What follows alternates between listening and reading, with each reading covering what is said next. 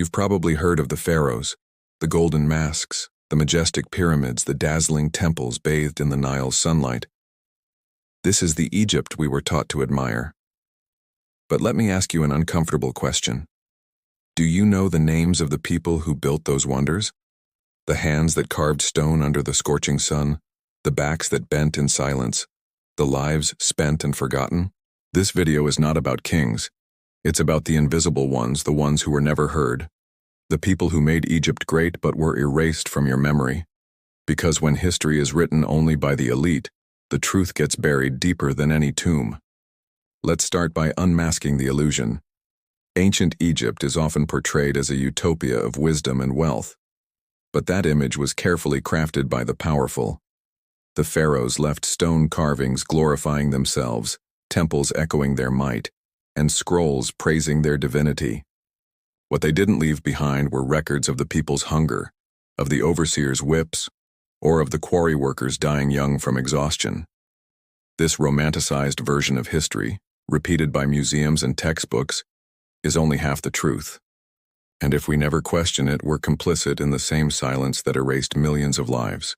Behind all that grandeur were real people, peasants, artisans, and enslaved laborers, who worked from sunrise to sunset under a ruthless regime.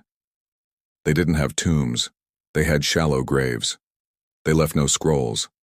They left worn-out bones and rudimentary tools. Imagine moving limestone blocks with your bare hands, with little food, no voice, no future. Archaeologists have found skeletons with fractured vertebrae, malnourished children buried in mass graves, and graffiti from exhausted workers crying out for justice. They weren't nameless shadows. They were human beings silenced by centuries of selectively told history. And the injustice wasn't just physical, it was systemic. The law was built to protect the nobility, while peasants suffered brutal punishments for minor infractions. Education? Only for the scribes' and priests' children. Religion? A luxury for the rich, who could afford elaborate funeral rituals to secure eternal life. The poor, even in death, were excluded. Their afterlife was as empty as their stomachs. They prayed to the same gods but had no right to the same salvation. This wasn't just inequality. It was a civilization built on exploitation, where the base held up the top, in life and in myth. And here comes the most uncomfortable part. This model of inequality still exists today. Modern cities are built by invisible hands, migrants, laborers, underpaid workers, whose names will never be engraved in monuments. The same divide between the remembered and the erased continues. History repeats itself, not just in politics or wars, but in which stories are told. When we glorify the pyramids without recognizing the people crushed beneath their weight, we're not learning history. We're worshiping injustice. And maybe we're still living it too. So let's stop pretending that history is just a parade of kings and battles. Real history is messy, unjust, human. It's made of struggle and survival, of dreams buried under empires. If we care about justice today, we need to care about the past that shaped it all.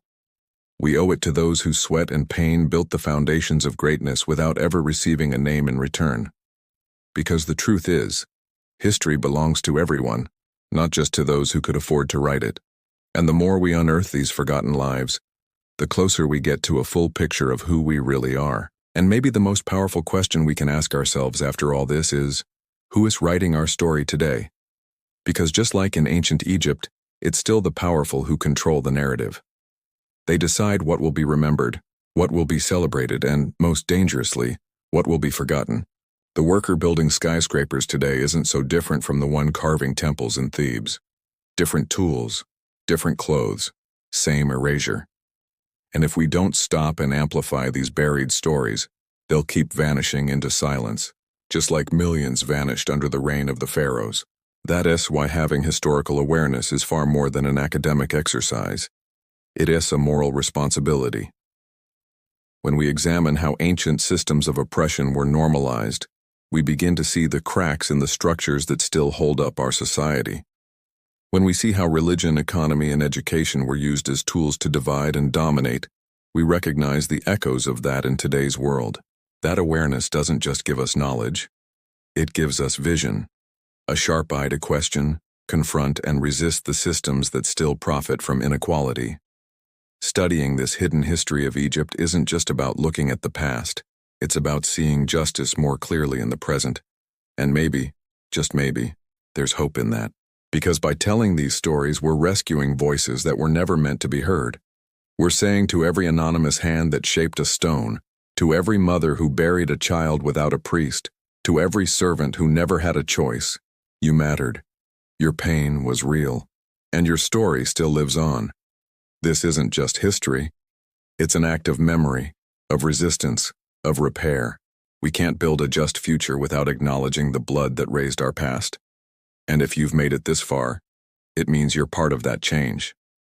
You're no longer just a spectator, you're a witness. So next time someone tells you the pyramids are a wonder of the world, remember this.